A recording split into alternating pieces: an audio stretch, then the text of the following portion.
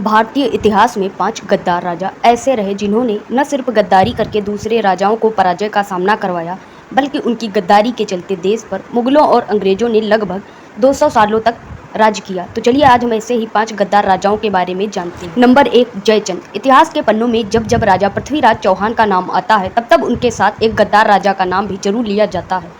वह नाम है जयचंद। दरअसल दिल्ली का राज सिंहासन राजा पृथ्वीराज चौहान को मिल गया था, जिससे जयचंद नाखुश था। साथ ही उनकी बेटी संयोगिता को भी पृथ्वीराज चौहान स्वयंवर से भगाकर ले गए थे, जिससे जयचंद उनसे काफी नाराज रहता था। ऐसे में उसने बदला लेने का सोचा और जब मोहम्मद गौरी ने दिल्ली पर हमला किया तो उस समय जयचंद ने मोहम्मद गौरी का साथ दिया था। नंबर 2 पर आते हैं मान सिंह। पृथ्वीराज चौहान और राणा प्रताप में कौन अधिक महान है, इसकी चर्चाएं जितनी ज्यादा होती हैं, उतनी ही चर्चाएं दोनों के साथ गद्दारी करने वाले मान सिंह और जयचंद की भी होती हैं।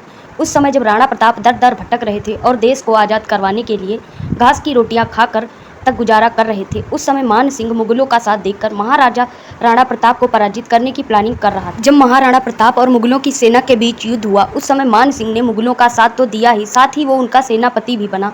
हालांकि बाद में मान सिंह को मारकर महाराणा प्रताप ने उसे उसकी गद्दारी की सजा भी दे दी थी। नंबर 3, मीर जाफर। जब भी गद्दारी की बात आती है तो मीर जाफर का नाम सबसे पहले लिया जाता है। मीर जाफर ने गद्दारी का ऐसा नमूना पेश किया था कि उसकी हवेली का नाम ही नमक हराम की हवेली पड़ गया।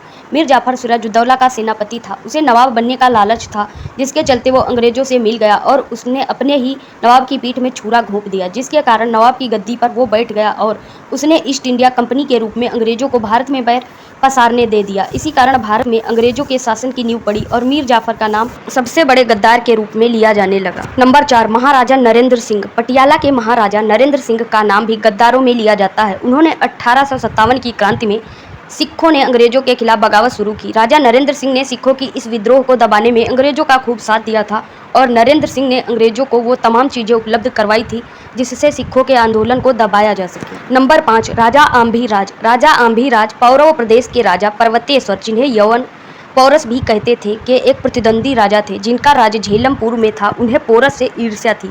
वहीं आंभी कायर भी थे। इसी कारण उन्होंने स्वेच्छा से आलछेंद्र की अधीनता स्वीकार कर ली और पोरस से गद्दारी कर उसके विरुद्ध युद्ध में आलछेंद्र का साथ दिया था। ये हैं इतिहास के 5 गद्दार जिन्होंने भारत को गुलामी की जंजीरों से जकड़वाया था। धन्यवाद। जय हिंद।